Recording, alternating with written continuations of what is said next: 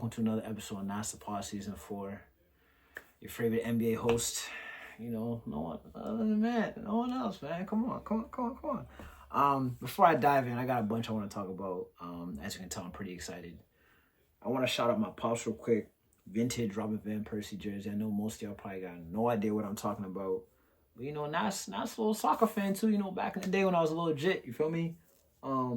Official South Africa 2010 FIFA tag, Robin Van Persie, forward for the Netherlands, man.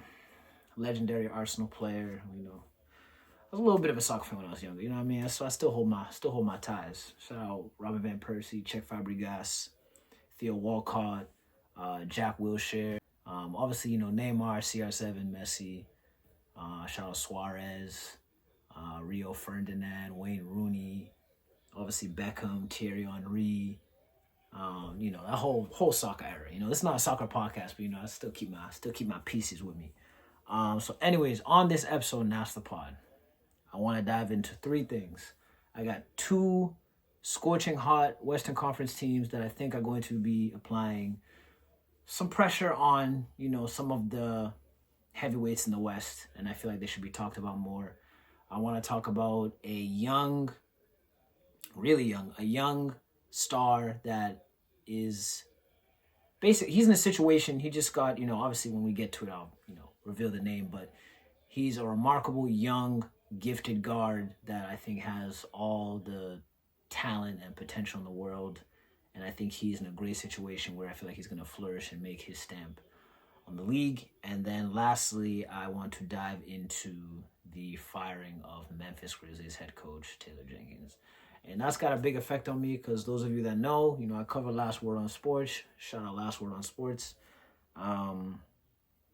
This late in the season, you know, I don't want to even get into it. Let me just break it down. So, yeah, that's what I got for y'all on this episode of Nass the Pod. So let's get into it. So I have two teams, right? I got two Western Conference teams. And for those of you that watched I believe 2 episodes ago, my title contender hierarchy, both these teams were in the, I want to say they were in the Nass Please Don't Doubt Us tier. Let me just double check real quick. So these two teams, I'm going to dive into a little bit. I want to give some more context to their performance as of recent and why I think that they're going to spoil someone's party in the West. My two looming potential party crashers in the Western Conference. The first team I will go with, the Los Angeles Clippers. They're 9-4 in March. They have the 4th best net rating in the entire league. That's behind OKC, the Boston Celtics, and the Minnesota Timberwolves. James Harden, Kawhi Leonard, Derrick Jones Jr., Zubac. That 4-man lineup is posting a plus 33.8 net rating in March. As you know, March is coming to a close, so that's a, you know, substantial sample size. So I feel like, you know, that 4-man lineup is working. And obviously everyone knows that they had their midseason acquisitions. Ben Simmons, who's had some flashes. Bogdan Bogdanovic, he's just revived himself. He was not playing or shooting well at all in Atlanta, even though I still think he's a solid player. His offensive crafts and his offensive strengths, they just align so much with James Harden's. And, you know, James Harden, who I'm about to give my flowers in a second, he's just done a hell of a job this season. Just like, he's going to make my All-NBA.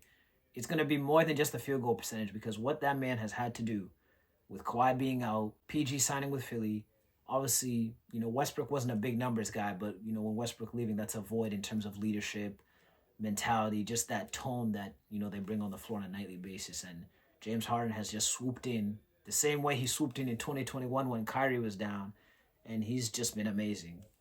Setting the tone, enhancing his teammates, scoring effectively. He gave Malik Beasley, he gave Malik Beasley 50 points after he appeared on Neon's stream talking about James Harden's the easiest to guard or some BS he was saying. I don't know what the hell he was talking about. These streamers put anyone on there and they just chatting, man. They chatting. That boy Harden had to give him 50. The OG way. Sheesh. Harden the past 10 games, he is averaging 25.9 points, 6 rebounds, and 9 dimes. Everyone has kind of gone on him for his field goal percentage to this point in the season. Past 10 games, he's shooting 43% from the field, 40.9% from 3, and 86.8% from the free throw line. Kawhi Leonard, over his last 10, he's averaging 24.7 points, 7.6 rebounds, and 4 assists on 52% shooting from the field, 42% from 3, and 79% from the line. So these are two guys who didn't get a chance to play with each other last year. For those of you that remember, Kawhi obviously was sidelined very early in the series, basically changed the entire landscape of the Clippers' future, as we see now with PG leaving and everything. And he's come back and he's looked like, I don't want to say peak Kawhi Leonard, but he's looked like 90% Kawhi Leonard. They just beat the Knicks the other night, even though, Brunson wasn't there. Kawhi and Harden shot over 50%. They each had 25 points. Those guys together, it's interesting. I'm just interested because, and it's sad that I'm noticing this now, but maybe the whole time Kawhi Leonard and James Harden, maybe that was just the pairing that the league needed in terms of strengths and weaknesses. Like, obviously, Kawhi is not the most gifted playmaker, floor raiser. So you put him aside, an all-time floor raiser and playmaker in James Harden. James Harden is not the biggest playoff riser, even though I tend to defend some of those claims because I think people kind of overdo it. James Harden spent, seasons on seasons on seasons, playing in 75-plus games out of 82-game seasons. Wasn't a part of the load management. He never sat out. His durability has been off the charts. I think it's one of his most understated components of his game is the guy doesn't miss games. A lot like Jason Tatum. I mean, people like to slander Jason Tatum, but guess what? Jason Tatum plays games. James Harden, he plays games. It's something that people don't tend to bring up when they talk about Harden. We talk about him in this negative tone, like, oh, he's a playoff dropper. He doesn't show up. Like, yeah, he's had a couple playoff no-shows. It happens. But him, aligned with one of the biggest playoff risers of the generation, Kawhi Leonard, who is already a proven winner, defender, even though, he's older in age, but, the Clippers play defense. They're one of the best defensive units in the league. Van Gundy has done a phenomenal job just putting the pieces out there. Derrick Jones Jr., a wing from Dallas that has been defending at a real solid level. You bring in Ben Simmons. You got Zubac in the middle. You got Kawhi. This is a real scrappy Clippers team. This is not a Clippers team of the past that used to rely on, just heavy octane offense. And this is not a slight at PG. Shout out my guy PG, but it's a different LA Clippers team. It's not just a new arena. It's not just Van Gundy coming over, and it's not just the Kawhi and Harden show. Like, this is a real team with some pretty good offensive weapons. Norm Powell, career season, borderline All-Star year. Like, the Clippers have been really impressive, and I do think right now in the standings they're hovering around the 5, 6, 7 range. I just don't think, let's say, for example, a team like OKC or Denver, I just don't think they're going to want to deal with Kawhi and Harden if those two guys are right, especially Kawhi. And shout out Mars from the Players' Choice Show, because he had a theory from earlier this year, and he stated that he thinks the Clippers' new approach with Kawhi Leonard is, sit Kawhi Leonard or load manage him or whatever the first 3-4 months of the season, right? As the season is beginning to wind down or post All-Star break, you somehow find a way to integrate him into the offense and then just let him play. And now he's just going to play. Whereas prior, he would play the majority of the regular season. You're trying to find those spot, load management games for him to sit out. And then in the playoffs, he breaks down like he has, last year, the year before. There's been numerous Clippers playoffs runs. And if I want to be exact, I think 2021 in the Jazz series when he bumped with Joe Ingles and he tore his ACL, there was, that time Kawhi broke down. There was the 2023 series against Phoenix after Russ blocked Devin Booker with the game on the line in Game 1 in Phoenix in the first round. Kawhi went ballistic that game. I think he had over 30. Great all-time Kawhi Leonard game. The Clippers took a 1-0 lead, and then I think I don't know if he tore anything. I forget what the exact diagnosis was, but I do know that he did not make it to Game 2. And before you know it, he was done for the series. And then you have last year, first round against the future Western Conference champs in the Dallas Mavericks. That Dallas Mavericks Clippers series, I wasn't too sure that the Mavericks were about to come on top, because the Clippers were playing really strong basketball for months and months on the hand. For those of you that remember last year, the Clippers came to Boston last season. I remember this game like it was yesterday. The Clippers came into Boston last year, and they smoked us. Smoked us. It was bad. I think Kawhi had a huge dunk over Porzingis. It was bad. It wasn't like they beat us by 7. They beat us by like 17, 18 points. I know my real Celtics fans remember that game because that game was a real question mark. And I remember a couple weeks later, I had a title hierarchy, and my first 2 teams were, I think I went Clippers, then Boston. And the reason why I did that is because the Clippers have been playing amazing basketball, and they have beat Boston and all this. So Kawhi Leonard has put stretches together where he's playing high-level, borderline MVP caliber basketball. He's when he's available and he's right, you can't tell me 10 players better in the sport. And this is why I had a huge issue with what Stephen A. was saying.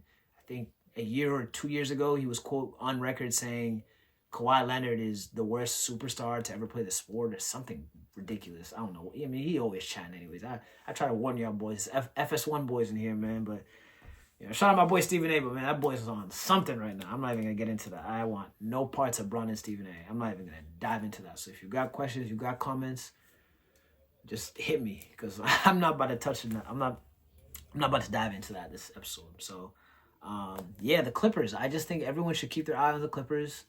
They've been playing really, really good basketball. I just like what I've been seeing. I like what I've been seeing. And I haven't been doing a lot of Clippers talk this year. You know, there's really, for those of you that know, there's only like 4 or 5 West teams that I really have been talking about. Obviously, the Nuggets, the Grizzlies that I, you know, obviously covered for Last Word on Sports, the Houston Rockets. When the Kings had De'Aaron Fox, I was keeping a close eye on that.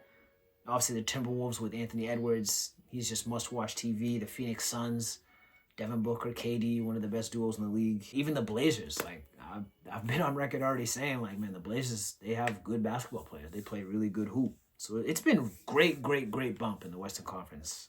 Like, this is one of my favorite Western Conference seasons ever. Like, I could talk about the East, but it's like, man, I'm just going to watch the Celtics. Like, I don't care about the Heat or the Bulls or the Sixers. Like, I just, you know, I want to see, like, high-level talent basketball, and there's a bunch of that in the West. So, yeah, the Los Angeles Clippers, they're my one of 2 looming party-crashing contending teams. I do think that's a team that you don't want to see in the first round. The next team, and I talked about them last year, and I'm going to take my victory lap because, you know, this was just a great Nass the Pod take. You know what I'm saying? Like, I know not a lot of people were with me. Not a lot of people were with me, but shout out my man, Ime Udoka. You know what I mean? The Houston Rockets. Houston Rockets, second in the West. They're 11-4 over the last 15 games. They just got Fred VanVleet back. They just got Amen Thompson back. Everyone's healthy. They got Jabari Smith back, I think, 2-3 weeks ago. He's been back integrated into the lineup. They're playing good hoop. Jalen Green has been playing the best basketball in March in terms of, you know, scoring efficiency. But overall, just his floor raising, his processing, the reads he's making, the passes he's making, just taking that next leap as a playmaker at the 2-guard position. It's been a pleasure to see. So shout out JG. Yeah, the Rockets, they're second in the West. They have the 7th best net since the All-Star game. Nothing to joke about. They are the 6th best defense in the league right now in that same span. 4th amongst playoff teams. The Dylan Brooks, Fred VanVleet, Jalen Green, Tari Eason, and Şengün 5-man lineup is a plus 26.3 net in the NBA. That is through March 25th, but they've won 2 games since. They beat the Jazz and the Hawks since I was taking these notes. Like I said, Amen and Fred VanVleet are back. I believe Amen Thompson, Jabari Smith, both had double-doubles yesterday. The reason why I'm so terrified about this team, and everyone keeps telling me, oh, the offense, like, I understand. They're going to have to become a little bit more efficient on the offensive end as the game slow down in the playoffs. But having those options in Tari Eason, Jabari Smith Jr., Amen Thompson, those guys don't give a flying F about their numbers. They're going to go there. They're going to defend. They're going to rebound. They're going to run the floor. They're all similar in age. Like, this is why I was so terrified about them last year. And they almost made the play-in last year. Those guys are going to just be mother effers to any team they face. Like, this is a team that likes to play defense. If I was to really count what teams in the West like to play defense, the Clippers are one, go figure. The Rockets are another. The Grizzlies, early in the season, they showed stretches where they could be, a formidable defense, but they've really regressed since the All-Star break. And the Thunder. I couldn't forget the Thunder. The Thunder have been amazing on defense, and the Warriors. Since the Warriors got Jimmy Butler, they've been one of the best defenses in the league. Those 4 teams, those are teams that I can look on paper and be like, okay, this team enjoys playing defense. That's what you want to look at in the playoffs. Obviously, threes, putting up points, half-court efficiency, that's all huge. That's a big deal. But I do think that, defense wins championships. And this is where the formula starts. If you have all those guys that can guard multiple dudes, run the floor, rebound, I do think they have a puncher's chance at either upsetting someone. And it sounds funny to hear me say upset because they're second in the West, but they're not getting second seed in the West respect. Like, no one is talking about the Houston Rockets. Like I said, this Stephen A, LeBron stuff, this stuff should not be a national story. Like, the Houston Rockets are second in the West after missing the play-in last year. That is a national story. Ime Udoka in year 2 is the second seed in Houston. He's doing the same thing he did in Boston. It's parallel. He's taking all these young guys, he's turning them around. He's this is a national story. This is a real national story.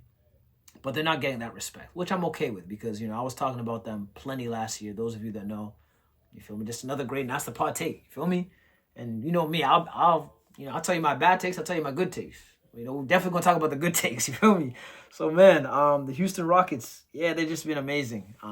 Everyone knows that I have this admiration for Amen Thompson. I just think he's a hell of a talent, a future superstar in this league, and I just think that the Rockets are gonna be heck to deal with in the West. Heck to deal with. I just don't think teams are going to want to see them in the 7-game series.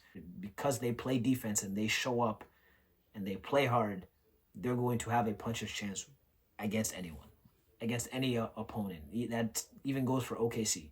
They're going to make those boys work. Anyone that faces the Rockets is going to have to earn their playoff series. And the tough thing about series like that, especially to start the Western Conference, is that a team like OKC, they may match up with, I shouldn't say OKC, that's kind of a tough example, but let's say a 7 seed, let's say the Timberwolves end up at the 7 seed. Minnesota made the Western Conference Finals last year. The reason why it's going to be more difficult for them to reach it this year isn't just about the talent.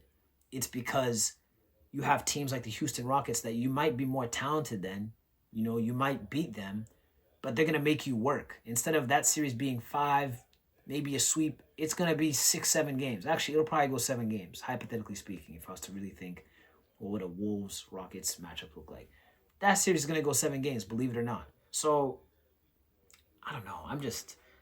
I'm actually, the reason why I sound like I'm shocked, and the reason why I'm shocked is because Fred VanVleet went down, Amen Thompson went down, and then Jabari Smith, he had been out previously, but Fred VanVleet and Amen Thompson, basically their 2 main, playmakers, ball handlers outside Jalen Green, those guys were sidelined with legit injuries. So everyone kind of expected, are the Rockets going to slip? What's going to happen? And, they just continue to just pull out these W's. Now Fred VanVleet's back, Amen's back, they're healthy, they're young. So, I don't know. They're giving me some OKC vibes for sure. But the thing is, OKC didn't have 2 big vets like Dillon Brooks and Fred VanVleet. Fred VanVleet, champion. Dillon Brooks has played in some playoff series before. He's a warrior. Wants to defend. 3-and-D guy. So, shout out to Ime and Houston. It's they don't even need to win 2 rounds to get my approval. They've already had my approval since last year, but it's just been a pleasure to watch them this year. It's just refreshing to watch teams want to play defense, especially in this 3-point era. It's cool.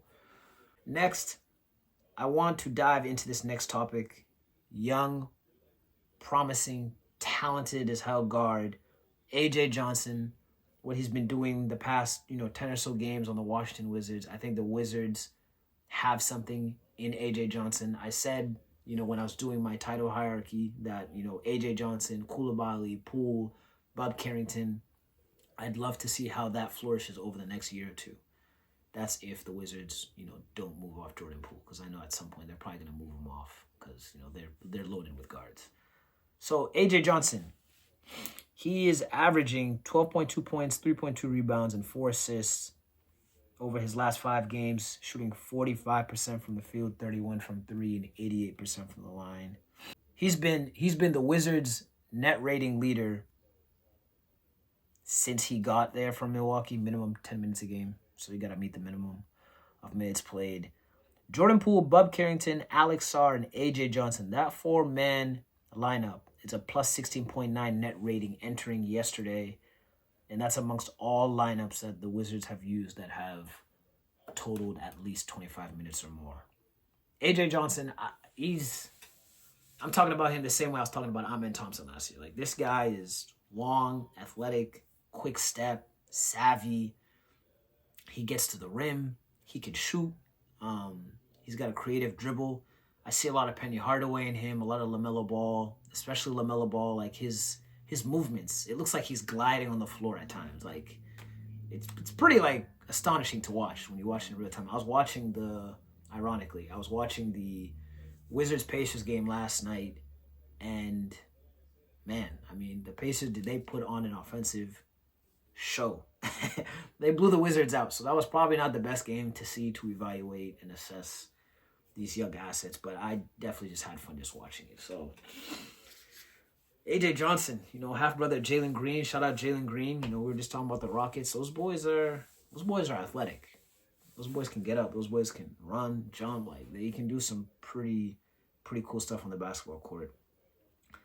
And I just think A.J. Johnson, he's going to be one of those ones. I don't know what it is. I feel it. I dropped a reel on Instagram a couple weeks ago, like, summarizing what I was saying about, the young Wizards guards and stuff like that. And, AJ, he just jumps off your TV. He's done some crazy stuff. He pulled out a Rajon Rondo fake behind the back to a 2-hand flush in the fast break, like a semi-fast break. Okay, not crazy fast break, but semi-fast break. But, I mean, he came across half court, took like a dribble or two, went behind the back, fake behind the back, came out 2-hand flush. These points came at the 7:21 mark here in the quarter. Damn. This 20-year-old really doing all this? It's crazy. So, yeah, I do think that the Washington Wizards are going to be my favorite league pass team next year. I just have a good feeling. I don't know what it is. I just have that feeling. I don't know. There's something about watching talented bad teams. I don't know. I think it builds character, honestly. I actually think the way I am is because I enjoy watching bad, talented teams like the Wizards, like the Blazers. And obviously, anyone can get on here and be like, oh, every team in the NBA is talented. But there's some bad teams. Like the Hornets, that's a bad team. Like, that's just a bad team. You know what I mean? The Blazers, with all respect to Charlotte fans, those of you that are watching this. Portland, on the other hand, that is a talented team. I can reel off 5-6 rotation players on Portland that I would tell Brad Stevens to trade for. Like Toumani Camara, yeah, Brad Stevens, make that call. Shaedon Sharpe, yeah, if we weren't loaded with like perimeter ball handlers and, volume shooters and field goal makers, I would be like, yeah, Shaedon Sharpe, yeah, sure. Anthony Simons, I like his game. I think Orlando should actually go get him. Jeremy Grant, contract's not that great, but he can be a rotation piece on a championship team for sure. So, DeAndre Ayton, I've come around on Ayton. I think he's been kind of dinged up. I would entertain it, at least, especially with this figure that Porzingis is making. I would at least entertain maybe bringing Ayton in. Denny Advia, former Washington Wizard. I would definitely tell Brad Stevens to make a call on that right now. In fact, Denny Advia, like, he's nice. Like, he's nice. Like, people ain't hip to Denny Advia. Denny Advia is tough. He's tough. Downhill, big wing, can defend, play make. He can shoot. Like, those international guys, man, they got some ish. They really got some ish. I ain't gonna lie. So yeah, I just wanted to talk about the Wizards real quick. I just think A.J. Johnson is just a really talented dude. I think he has the world in front of him. The world's in his hands. Like, he can go be whatever point guard he wants to be. I really do think he has the chance to be a superstar in this league for sure. Lastly, members, I want to touch upon Taylor Jenkins. Taylor Jenkins was fired today. Today is March 28th. Taylor Jenkins was in stunning fashion. called into the Memphis Grizzlies front office. He was fired on spot. This is a guy that was, I think his winning percentage was around 55%. Not terrible. It doesn't sound great. Obviously, it sounds, a bit average, but since like 2022, I want to say they've been pretty good. If you take out last year, because last year they missed Ja the whole season. They didn't make the playoffs. You just scratch that. If you took that season out and just compiled those 4 seasons since 2022, the Memphis Grizzlies have to be one of the best, teams in the league. They're first or second in points per game. They've been a top 10 net rating team basically like 80% of the year. They've regressed over the past year, mainly their defense. And they've been doing that with Ja missing a bunch of games. Desmond Bane missed a bunch of games early on this season. Jaren Jackson just returned from an ankle sprain not too long ago. So this team has been, shuffling in new guys, shuffling in role guys. And Jenkins has just done a phenomenal job just, developing them and getting them, ready for that, the next man up mentality. I just find it funny that the Grizzlies would do this now. You have about 9-10 games left in the season. You're already locked into the playoffs. You're around the 5th seed. You're actually battling for playoff positioning. After the Wizards-Pacers game last night, I watched the Grizzlies-Thunder game. The Grizzlies played a heck of a game without Ja Morant again. They actually had a chance to win the game late. I think the Thunder pulled away with like 5 minutes left. That's when the Thunder just went on that stretch. But, they had all their guys. J-Dub, Shea, Chet, Isaiah Joe, Aaron Wiggins. They had all their guys. So, you expected OKC to pull out the W. But it was at least cool to see that Memphis could hang with this team without their best player. This brings me to my next tangent. I don't know why would you fire Taylor Jenkins right now after the remarkable start that they had with the Ja injuries, with the Desmond, stretch of games missed, with the Jaren Jackson missing time. Why would you fire him now? You're already too deep into the season. Now, if you wanted to, part ways with Taylor Jenkins, I can definitely understand that. The defense has regressed since the All-Star break. When you watch their team, they do put up a ton of points, but their offensive ecosystem, you just know that that's not going to last into the playoffs. The way they play, it's a lot of isolation. What I will give them credit for, they move a lot. When you watch the Grizzlies play, it's a lot of pass, cutting, moving. But as a result, you get guys like Ja Morant, Desmond Bane. Those guys are off ball. Maybe with time is ticking, you don't need the ball in Jalen Wells' hand or Scottie Pippen Jr.'s hand.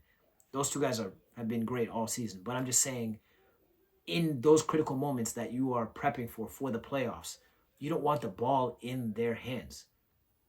I just don't know why they don't run more pick and roll. The Grizzlies have run the fewest pick and rolls in the entire National Basketball Association. Why? I have no idea. You had Ja Morant invite Zach Edey, their lottery pick, to basically like a boot camp. It was a pick and roll boot camp. So you have your franchise player who is taking on your lottery pick under his wing, showing him how things are done in the offseason, gaining that necessary camaraderie and chemistry, and then you decide to not run pick and rolls. I don't understand that. It's not like you have a lack of shooting. You have a bunch of guys that can shoot the ball. You have Desmond Bane. You got Jaren Jackson, who has revived his 3-ball. You have Luke Kennard, one of the NBA's best 3-point shooters. You have Vince Williams Jr., not the best 3-point shooter, but he can knock some down. You don't want to leave him open. You have Jay Huff, a stretch 5 that you extended early in the season.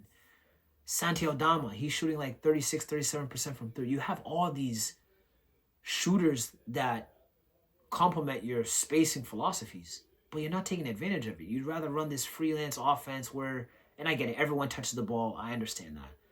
But you're going away from Ja Morant's biggest strength, which is curling off the screen and getting downhill. Getting downhill and going to the rim. That is Ja Morant's biggest strength. I've gone on record stating, he might need to develop certain areas in the intermediate game to make his overall offense and shot diet more effective and valuable. But it's hard to do that when you don't give him a screener. Zach Edey, one of his biggest strengths, what made him a lottery pick is his size, his rebounding ability, his ability to screen for offensive creators. It's a match made in heaven if you put him with a Ferrari engine like Ja Morant. And I just don't understand why they haven't taken advantage of that. Like, it's very, very puzzling. The Grizzlies have literally run the least amount of pick and rolls. In this modern NBA, for you to be running the least pick and rolls in the league, I feel like that says something. Now, you can attack me and be like, but Nass, they're leading the league in scoring. Who cares? Yeah, I get that. But you can maintain that type of offense, that type of approach in the regular season because you have teams that don't have time to spend 2 weeks keying in on you because of the schedule of the NBA regular season and what it entails. The playoffs is a different story. You know, you're giving teams weeks in advance to prep for you, your weaknesses, your deficiencies, where you like to shoot the ball, where you like to attack defenders on the floor. That's my big picture. I'm trying to see the big picture with this team because from the beginning of the season, I was like, okay, this team at first, I was like, all right, the Grizzlies may upset a West contender. To, oh, maybe the Grizzlies are a West contender. To, oh my God, are the Grizzlies the best team in the league? The Grizzlies came to Boston, and I love using Boston as a measuring stick because it's defending champs. The Memphis Grizzlies came into Boston, I believe, pre-All-Star break, and they beat us. They really beat the Celtics, in convincing fashion. And Porzingis was playing. And I always bring up the Porzingis thing because some Celtics fans might be like, oh, was Porzingis playing? It's a different team. No, the Grizzlies were healthy, and the Celtics were healthy. And they had Ja, and they beat them on the road. And that was impressive because the TD Garden is not an easy place to play. So it's very confusing. They named, and excuse me if I, mispronounce, but his name is Tuomas Isalo. He was the current assistant coach. Now he has been elevated to the interim head coach role. In addition to that, the Grizzlies also parted ways with a couple Grizzlies assistant coaches. One of them being player development guy Noah LaRoche, who is basically the mastermind behind the spacing concepts and the offensive philosophies this season. So he's basically the reason why the Grizzlies are second, or I think they're top 2 in scoring. Noah LaRoche, his philosophies, his strategies, it's him and Taylor Jenkins. They're the reason why the Grizzlies are where they are as an offensive team. Now, I'm not going to sit here and say this guy's done a bad job, but my bigger question is, if you guys had brought in the Tuomas Isalo, who's known for, relying heavy on pick and roll, something I like, I wouldn't just go away from Noah LaRoche's approach because clearly, if it's not broke, don't fix it. You know what I mean? And they're a top 2 scoring team. You guys couldn't come to a compromise over the offensive philosophies and enhance the team in a better way, come to a legit identity. Because I've noticed that there's some games the Grizzlies, they'll put up points, but they'll still lose. Or there's games where the Grizzlies play great, they put up 120 points, but they hold their opponent to 95 points. And it's like, oh, wow, where was this Grizzlies team last night? Even though they scored the same amount of points. So it's one of those things where it's like, yes, they can score points, but I don't know where their offensive identity is. There's too much ISO, and I get it. The cutting, the movement, I like that stuff. You can keep some of those components of that offensive game plan in the script, but too much freelance, too much ISO. How many times have I seen John Morant have to generate offense on his own with a lack of movement, no screener? The lane is clogged. You know what I mean? And he had a tough stretch shooting the ball right before, I don't want to say right before his hamstring injury, because there was like a 10 to 15 game stretch where Ja was really scoring the ball at a superstar level. I think he was averaging 29, 30 points right before his hamstring. That was like a 2 to 3 week span where he was really playing high level scoring basketball. He had found his scoring groove again. I just don't understand. You had to, that's what it came down to, firing Taylor Jenkins because you couldn't come to a compromise over the 2 offensive philosophies from your assistant coaches. And where's Jenkins? Where's Jenkins in this? Why didn't he put his foot down and say, hey, let's combine this stuff. Let's get this together. You're already one of the best developmental guys in the league. You couldn't come to a compromise over those philosophies. It's just a head scratcher. It's very puzzling. And now a team that I tweeted about the other day, I think the Grizzlies are one of the most talented NBA teams of the 2020s. We're in 2025. We're halfway through the decade. They're one of the most talented teams of the decade already. If you just look at the regular season and you take into account all their stars missing games, take into account what Taylor Jenkins has done, elevating these role guys like Jalen Wells, Scottie Pippen Jr., Vince Williams Jr., Jay Huff. You got to give him credit for guys like Dylan Brooks, D'Anthony Melton. Like, there's been Tyus Jones. There's been plenty of Grizzlies role players that Jenkins has done a great job developing and getting to, not the next level, but I should say the next contract. Like, he's helped guys get paid. You know what I mean? So it's just so puzzling and so infuriating. And I'm not even a Grizzlies fan, but me being a part Grizzlies fan for Last Word on Sports, it's just very infuriating to see that a team filled with so much talent just can't figure it out. I don't get it. You got John Morant, and he's missed so much time. And even the time that he came back, you still couldn't find a healthy system that would benefit not just him, but the entire team. It's like when the Grizzlies won games, it would be like one or two guys that played well. You know what I mean? And then it might be, okay, Ja had a down shooting night or Desmond Bane had a down shooting night. It's very rare that the entire team, mainly Desmond, Jaren, and Ja, that they all shoot effectively and shoot well from the field. You don't get those 70-point combined masterclasses from them. You don't. And I know the game's not all about numbers, but I'm just summing up everything that I've seen from the Grizzlies this year. It's low-key kind of tragic because this team is really talented.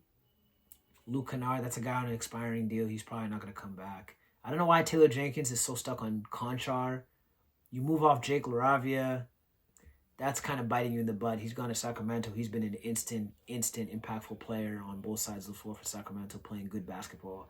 I think the Kings even beat them in the LaRavia revenge game too. So shout out Jake LaRavia, just a competitor.